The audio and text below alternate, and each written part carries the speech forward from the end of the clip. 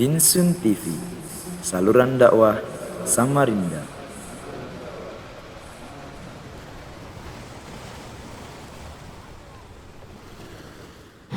Assalamualaikum warahmatullahi wabarakatuh. Innal hamdalillah nahmaduhu wa nasta'inuhu wa nastaghfiruh wa na'udzu billahi min shururi anfusina wa sayyiati a'malina. May yahdihillahu fala mudilla lahu wa may yudlil fala hadiya lahu.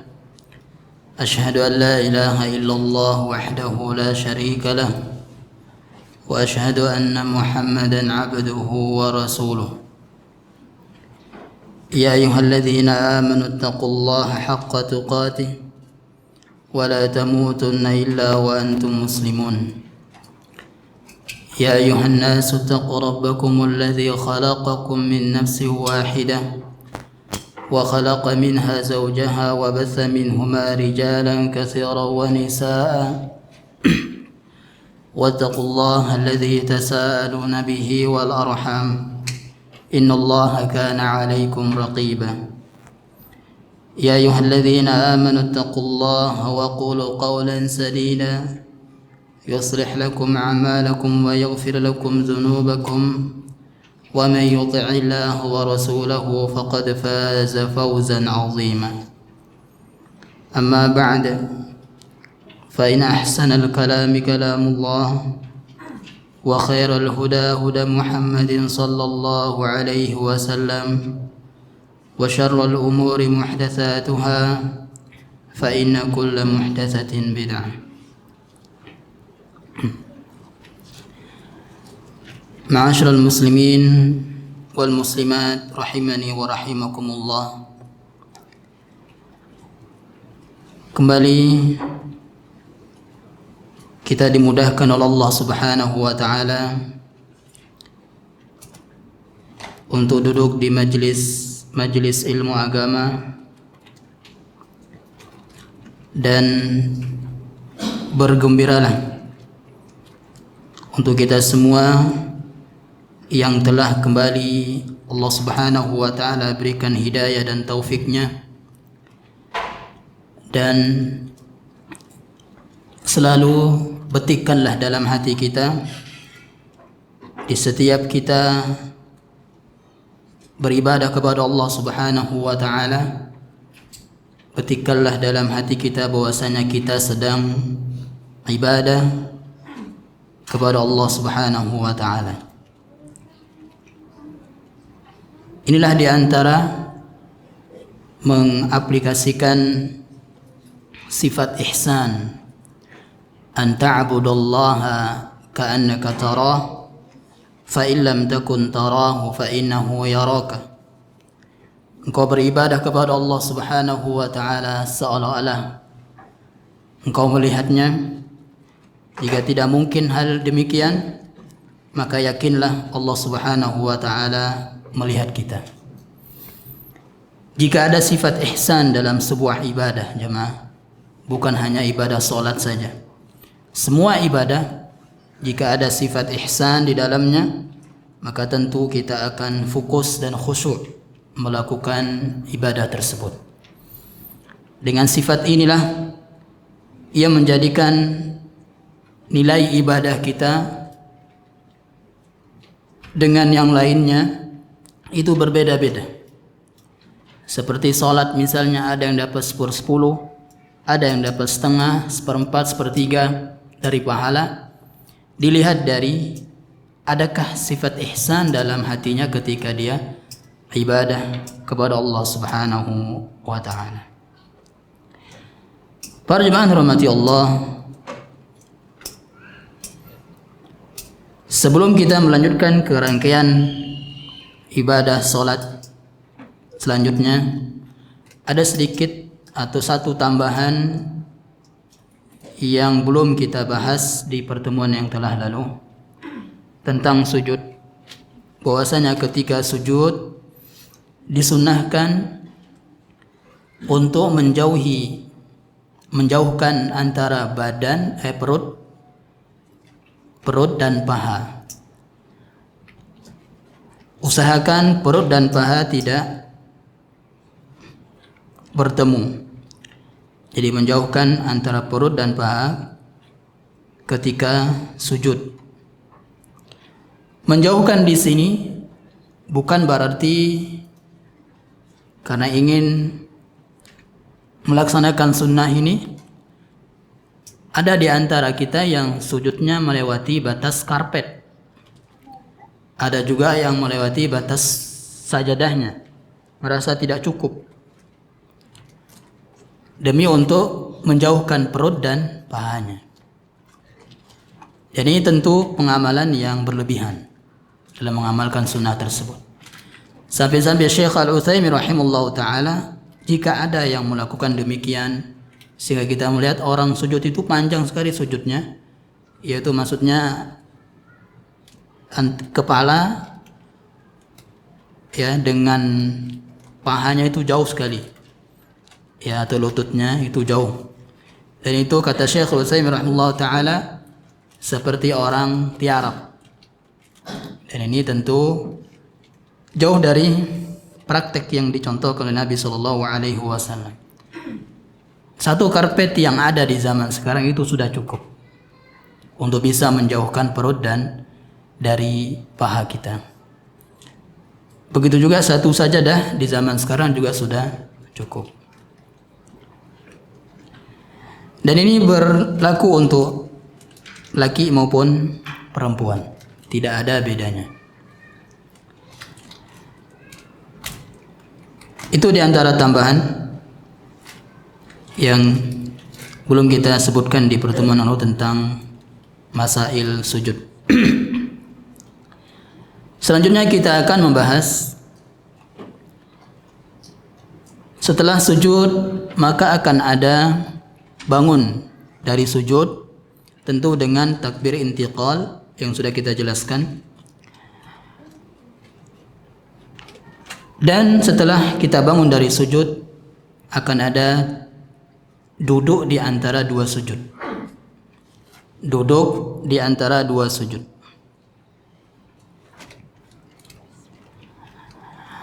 Duduk di antara dua sujud ini termasuk rukun solat. Termasuk rukun solat. Tentu hukumnya wajib.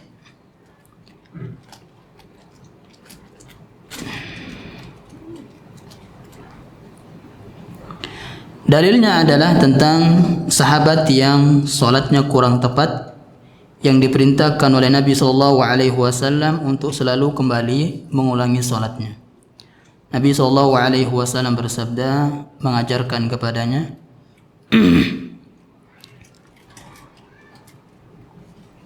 ثم يسجد حتى تطمئن مفاصله ثم يقول الله أكبر ويرفع رأسه حتى يستوي قاعدا. Kemudian mengangkat kepalanya, bangun dari sujud sampai ke posisi duduk. Ini duduk di sini maksudnya duduk di antara dua sujud. Setelah itu cara duduk di antara dua sujud. Bagaimana cara duduk di antara dua sujud? Ada dua cara yang disyariatkan. Dan kedua cara ini boleh kita praktekkan, kadang kita praktekkan yang pertama, kadang yang lainnya. Cara yang pertama adalah dengan duduk iftirash. Dengan duduk iftirash, yaitu dengan membentangkan punggung kaki kiri di lantai. Punggung kaki kiri di lantai. Dan mendudukinya.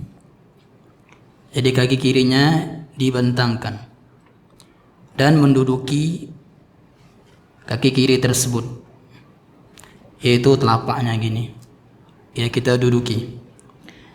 Kemudian kaki kanan ditegakkan dan jari-jarinya menghadap kiblat. Kaki kanan ditegakkan, ya, jari-jarinya ditekuk menghadap kiblat, ya. Tidak harus semua jari, karena tidak mungkin, ada yang nggak bisa, mungkin jari kelingkingnya ada yang pendek, ada yang bisa, ada yang tidak bisa. Ini sifat yang pertama, duduk iftirash. Cara di antara duduk dua sujud. Dalilnya adalah dari sahabat Abu Humaid As-Sa'idi radhiyallahu anhu, dia berkata, "Fa idza jalasa fi rak'ataini jalasa ala rijlihi al-yusra." Nabi sallallahu alaihi wasallam jika duduk dalam salat di antara dua sujud, beliau duduk di antara kaki kirinya, wa nasaba al-yumna, dan menegakkan kaki kanannya, wa idza jalasa fi rak'atil akhirah. Nah, itu iftirash ya. Kemudian dalil yang menunjukkan bahwasanya jari jemari itu dihadapkan ke kiblat, kaki kanan tadi yang ditegakkan, wastiqbaluhu bi'asabi'ihal qiblata. Hadis dari sahabat Abdullah bin Umar, menghadapkan jari-jari ke arah kiblat. Nah, kemudian cara yang kedua yang disyariatkan adalah duduk iq'a namanya. Duduk iq'a.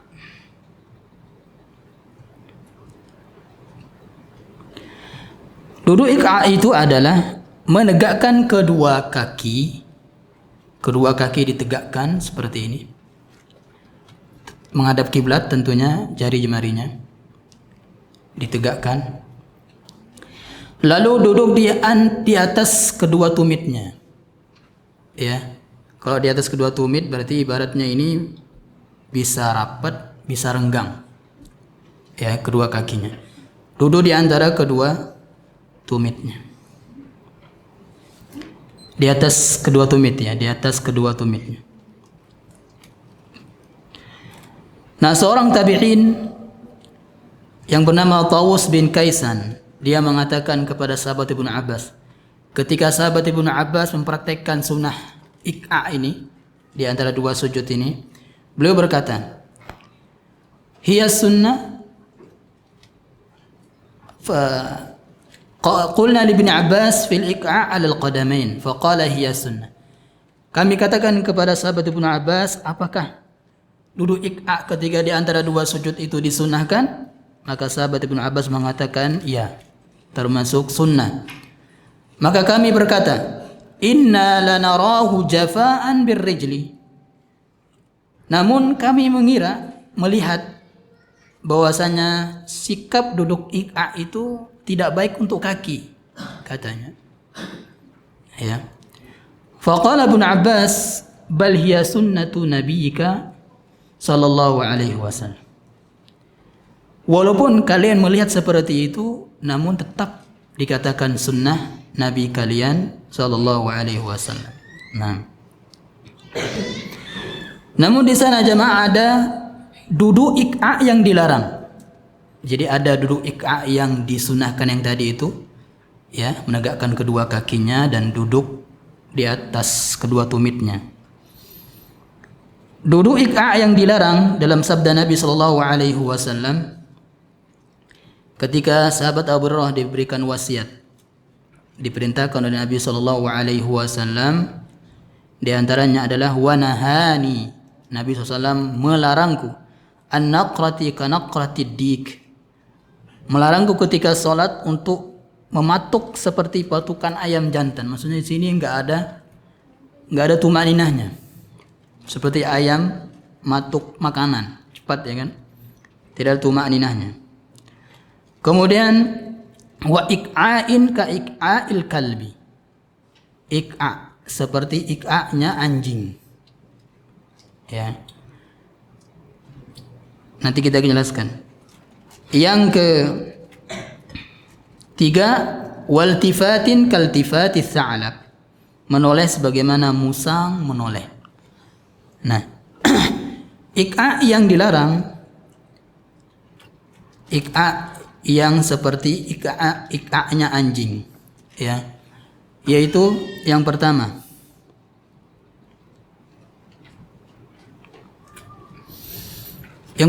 kedua kakinya dia bentangkan seperti ini. Ya, dia bentangkan kedua kakinya dan duburnya duduk di lantai. Ya, seperti duduknya wanita yang sering kita lihat di para wanita itu, mereka duduknya seperti itu, biasanya seperti itu. Ya.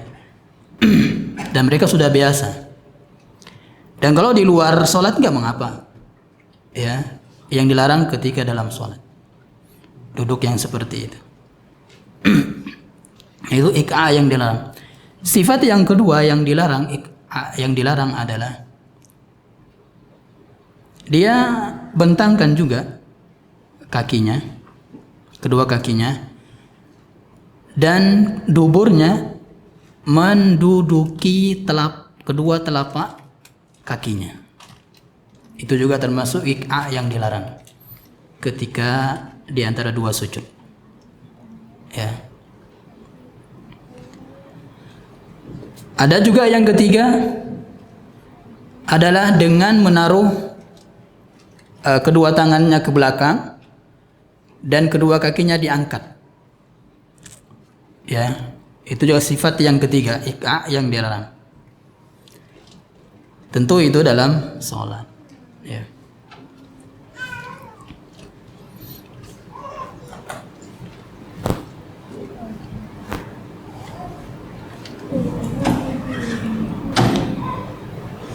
Nah, itu dua cara duduk di antara dua sujud yang disyariatkan. Yang pertama tadi iftirash, yang kedua ik'a. Ya, sekali lagi menegakkan kedua kakinya, jari jemari dihadapkan ke kiblat dan menduduki kedua tumitnya.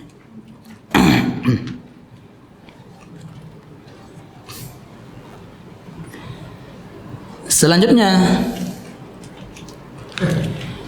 masalah tentang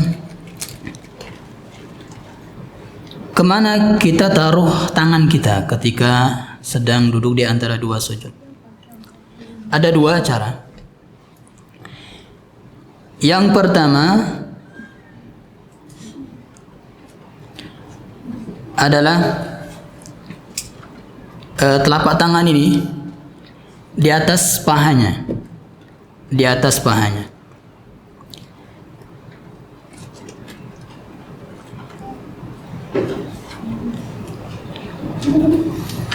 Di atas pahanya, maksudnya tidak sampai menggenggam lututnya ke bawah. Ya, di atas lututnya itu. Kan masih paha itu. Kedua tangannya.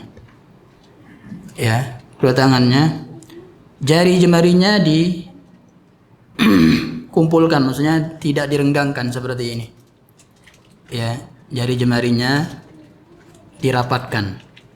Ya, seperti ketika jari jemari sujud. Ya. Nah, itu kemudian ini mirfaq, siku-siku dia di paha ini yang atas. Ya, siku-siku. Tidak ada contoh telapak tangan ini ditaruh di tengah paha. Ya, seperti ini misalnya caranya. Ya. Ya, jadi ditaruh di tengah paha. Enggak ada. Kemudian cara yang kedua, ini telapak tangan ini agak turun ke lutut. Ya. Turun dari atas paha ke lutut. Nah, itu dua cara menaruh kedua tangan ketika duduk di antara dua sujud. Yang jadi permasalahan sekarang adalah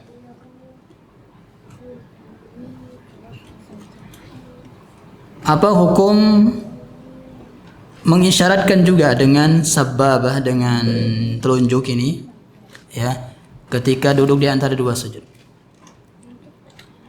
Karena ada ulama kontemporer maupun yang dahulu berpendapat demikian. Ulama kontemporer di zaman saat ini adalah Syekh Al-Utsaimin rahimahullah ta'ala mengatakan disunnahkan untuk jari jemari juga diisyaratkan. Maksudnya ini sababah, jari telunjuk ini diisyaratkan. Seperti tasyahud ketika duduk di antara dua sujud. Beliau mengikuti pendapat Imam Ibnu Qayyim rahimahullah ta'ala dalam kitabnya Zadul Ma'ad. Mereka berdalil dengan hadis umum. Berdalil dengan hadis umum, yaitu dari sahabat Ibnu Umar radhiyallahu anhuma, kana idza jalasa fi shalah. Nabi sallallahu alaihi wasallam ketika duduk di salat. Jadi semua duduk. Baik itu duduk di antara dua sujud atau di tasyahud. Asyara bis sababah. Beliau sallallahu alaihi wasallam mengisyaratkan dengan jari telunjuknya. Nah, jadi di sini dikatakan idza jalasa fi shalah, jika duduk. Yang penting duduk umum. Ya. Sehingga teman-teman yang mengambil pendapat kemarin ketika i'tidal dia seperti ini, ya, bersedekap ketika i'tidal, itu kan umum juga. Dalilnya umum juga. Kalau mereka berpendapat seperti itu, maka mereka juga ambil pendapat ini. Seharusnya dalilnya sama, berdalil dengan dalil umum. Ya. Namun ini dibantah oleh Syekh Al-Albani rahimahullahu ta'ala. Mengatakan, beliau mengutarakan satu kaidah yang sangat berharga, yaitu ketika ada dalil umum dan tidak dipraktekkan oleh para ulama salaf, maka enggak boleh dipraktekkan, tidak boleh diamalkan, dan enggak bisa dijadikan hujjah. Ya, seperti ini. Contohnya seperti ini. Jika duduk, ini kan umum. Mau duduk ketika tasyahud kah atau ketika duduk di antara dua sujud, dan mengisyaratkan. Ya. Ini umum tapi tidak diamalkan oleh para ulama salaf. Ya, tidak diamalkan para ulama salaf. Sehingga kata Syekh Al-Albani rahimahullah taala tidak boleh dijadikan hujjah. Itu yang pertama. Bantahan yang pertama. Bantahan yang kedua, ini hadis yang umum yang pertama. Ternyata di sana juga dari sahabat Ibnu Umar juga hadis yang lain. Hadis yang lain meriwayatkan, ya, secara khusus. Duduk yang dimaksud yang pertama, di hadis yang pertama ini yang disebutkan secara umum adalah duduk tasyahud.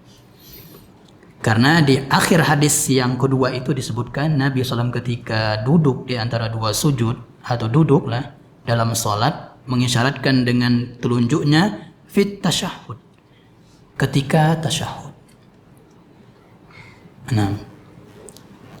Nah, ketika ada umum dan khusus, maka yang umum itu harus dibawa ke khusus. Kalau dalam kaidah usul, ya. Kalau ada hadis umum, yang pertama umum, yang kedua ada yang mengkhususkan. Ya. Ada hadis yang muqayyad gitulah kita sebutkan. Ada khusus, maka yang umum tadi dibawa ke khusus.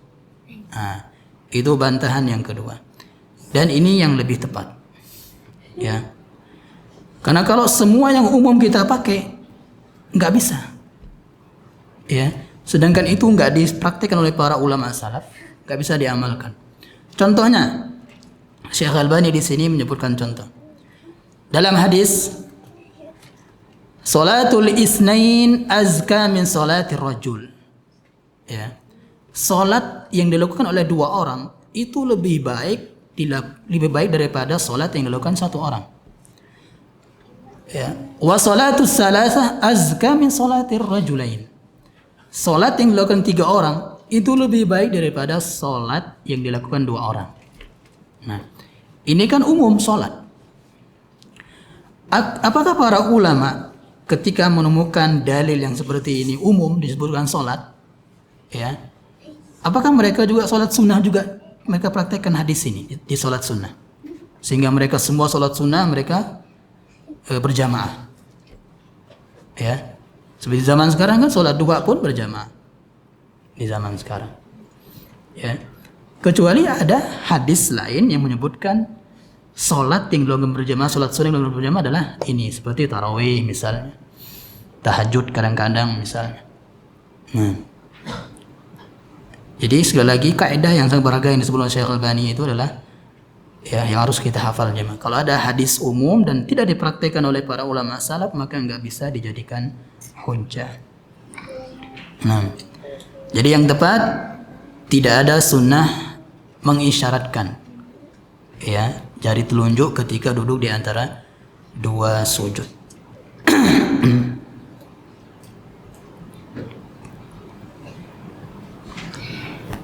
Kemudian sekarang bacaannya.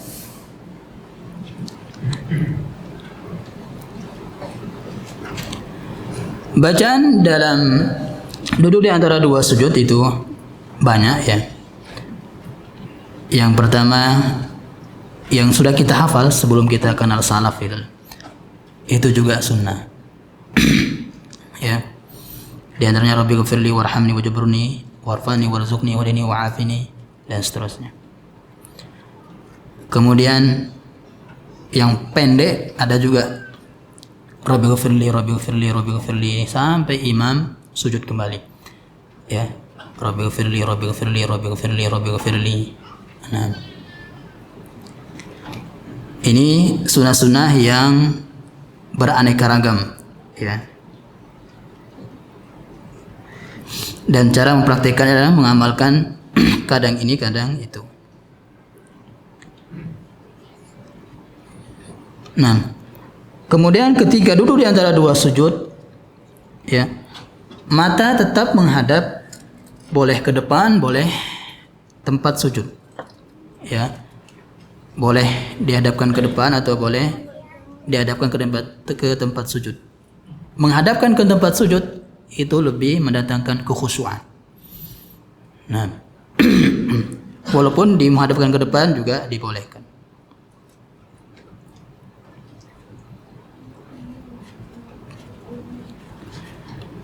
Ya, selanjutnya setelah duduk di antara dua sujud, sekarang naik. Bagaimana cara naik? Ya, untuk kalau udah sujud lagi kan, terus sekarang mau naik. Ya, naik untuk rakaat selanjutnya.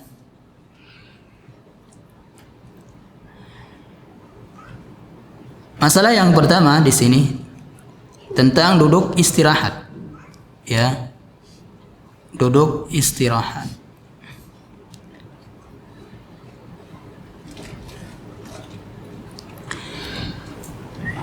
Banyak khilaf para ulama tentang duduk istirahat ini ya. Hampir 3 pendapat para ulama tentang disunahkan atau tidak duduk istirahat ini. Ada yang mensunahkan, ada yang tidak. Kalau Imam Syafi'i sendiri rahimahullah taala mensunahkan duduk istirahat ini, ya, walaupun tidak ada zikir di situ, ya, duduk istirahat kan nggak ada zikirnya, nggak ada yang dibaca, kan duduk sejenak. Ada yang mengatakan tidak disunahkan, ya, ada yang mengatakan boleh dilakukan kalau dibutuhkan, ya. Misalnya saking berat badannya misalnya, mau tidak mau harus duduk dulu, ya, harus duduk dulu baru dia bisa bangkit kembali, ya. Kata Syekh bin Baz rahimahullahu taala, maka jalan tengahnya adalah kalau kita mau silahkan, kalau enggak juga silahkan. Nah,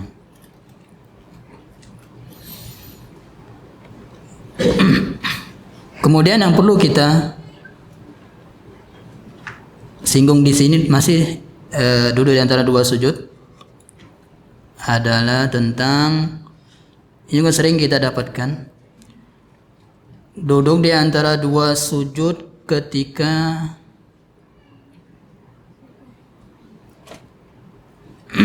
sujud tilawah, ya, bangun dari sujud tilawah, misalnya di hari Jumat.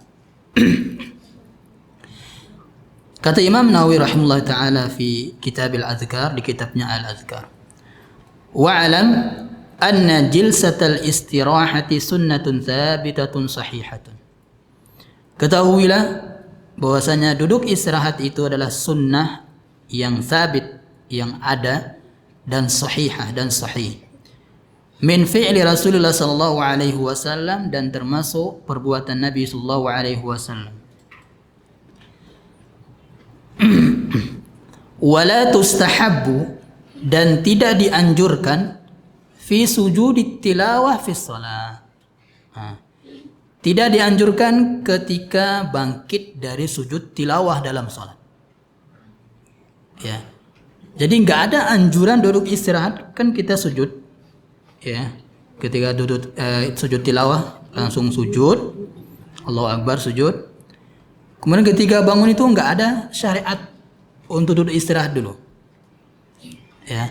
Langsung bangun, langsung bangun. La tustahabu, tidak disyariatkan.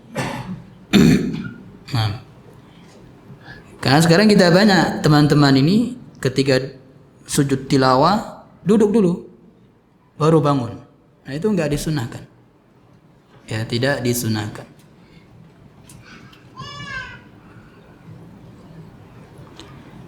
Kemudian kalau kita butuh, misalnya karena tadi seperti tadi berat, ya, harus duduk dulu baru bisa bangkit, maka enggak mengapa, tapi jangan anggap itu sunnah. Ya. Nah, kalau kita enggak butuh, enggak boleh. Ya, tidak boleh. Baik kita anggap itu bukan sunnah atau tidak boleh kalau kita enggak butuh. Ya.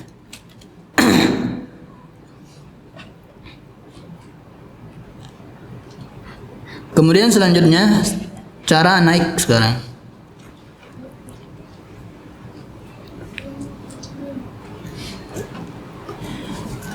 Cara naik dari sujud ke rakaat. Yang pertama pendapat mazhab Hanafiyah dan Al-Hanabilah. Yusannu raf'ul yadain qabla rukbatain 'inda ar-raf'i min as-sujud illa idza kana yashuqqu 'alaihi. Disunnahkan untuk mengangkat tangan dulu, ya. Angkat tangan dulu, kemudian baru rukbatain, kedua lutut, ya. Berarti tangan ini ditaruh di kedua lutut, kan diangkat dulu, taruh kedua lutut, baru bangkit, ya, baru bangkit. Kalau memberatkan maka dibolehkan, ya, bersandar dengan kedua tangan. Ya, kalau memberatkan, ini pendapat Al-Hanabilah dan Al-Hanafiyah. Ini yang diambil oleh Imam Ibnu Qayyim, Syekh bin Baz, Syekh Al-Utsaimin rahimahumullah ta'ala.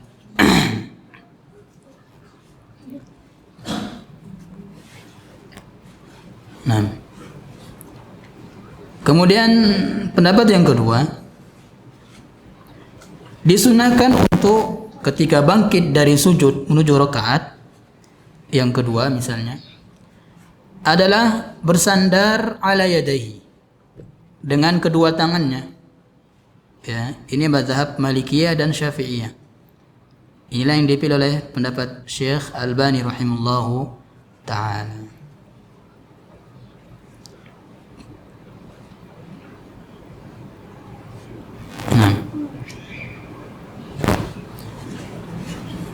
Nah, sekarang mana yang kita pakai? Ya, mana yang kita pakai ini? Apakah cara yang pertama atau cara yang kedua? Nah,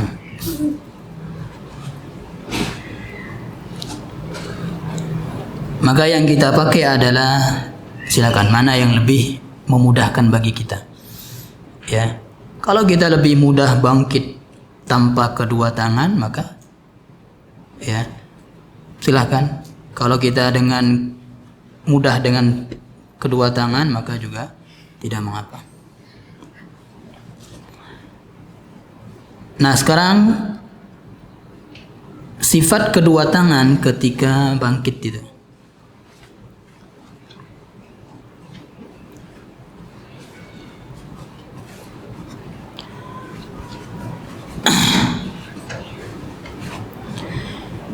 Yang pertama, sifat yang dijelaskan oleh jumhur ulama. Ya, jumhur ulama. Ya, kalau orang ada yang bangkit dengan kedua tangannya dari sujud menuju rakaat, jumhur ulama ini, mayoritas para ulama, ya, mereka caranya adalah ini, telapak tangan di lantai, ya, dengan telapak tangan di lantai baru bangkit. Nah, kemudian cara yang kedua yang dijelaskan oleh Syekh Albani dalam kitabnya Sifat Salat dengan ajan, ya, dengan ajan. Syekh Albani menafsirkan ajan itu adalah, kan ajan itu maksudnya ketika orang buat adonan, ya, adonan dari tepung agar, ya, bagus adonannya itu, jadi caranya apa namanya, ya, diolah dengan cara yang kuat, ya, agar bagus. Nah, cara yang kuat itulah dengan seperti ini katanya, ya, cara yang kuat. Nah, kemudian namun dibantah oleh Imam Ibnu Hajar Al-Haytami, ya, itu penafsiran yang dibantah, ya, bukan penafsiran Syekh Albani aja, itu penafsiran dari dulu itu, tapi dibantah oleh Imam Ibnu Hajar Al-Haytami rahimahullah ta'ala. Dia mengatakan kalau hadis ajan yang seperti ini, cara bangkit dari sujud ke rakaat sahih, maka ajan yang dimaksud adalah yang dikatakan oleh jumhur ulama, ya, yaitu telapak tangan diletakkan seperti ini, ya, kedua telapak tangan. Hadis ajan itu jemaah, hadis yang diperselisihkan oleh para ulama, ya, hadis tentang bangun dengan seperti ini itu, ya. Syekh Albani mensahihkan hadis itu, namun murid beliau Syekh Al-Huwaini hafizahullah taala, ulama Mesir zaman ini, mendhaifkan, ya. Ternyata Syekh Al-Huwaini pun mengambil pendapat ulama dahulu, seperti misalnya Imam Ibnu Shalah. Imam Ibnu Shalah mengatakan, hadzal haditsu la yasihhu wa la yu'rafu wa la yajuzu ay yuhtajja bihi. Hadis ini enggak sahih. Hadis ini tidak dikenal. Hadis ini pun tidak boleh dijadikan hujjah. Hadis tentang ajan itu. Lebih sangar lagi, ya, yaitu Imam Nawawi rahimahullah ta'ala dalam kitabnya Syarhul Muhadzab, dia mengatakan hadza haditsun dha'ifun, ini hadis yang lemah, au batilun, atau hadis yang batil, la asla lahu, tidak ada asalnya, ya, tentang hadis yang seperti ini itu. Kemudian kata beliau, lau sahhal hadis lakana ma'nahu, kalau seandainya hadis itu sahih, maka maknanya adalah tadi, mu'tabidan bi batni yadayhi kama ya'tamidul ajiz, ya, yaitu dengan bersandar menggunakan kedua telapak tangan tadi, kalau hadis itu sahih. Dan ini pun yang disebutkan tadi oleh Imam Ibnu Hajar Al-Haytami. Nah,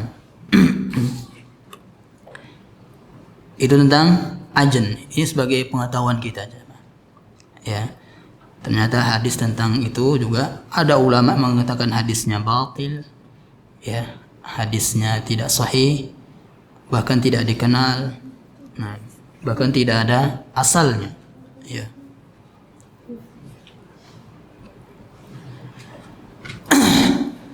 Ya, sudah selesai, ya, 2 judul, yaitu tentang duduk di antara 2 sujud, kemudian cara bangkit dari sujud ke rakaat selanjutnya.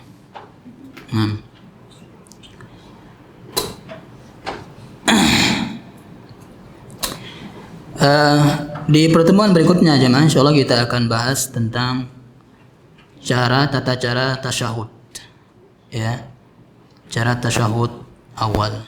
Jadi enggak kita bahas lagi Al-Fatihah ke rakaat kedua, kemudian bacaan surah, enggak, sudah kita bahas.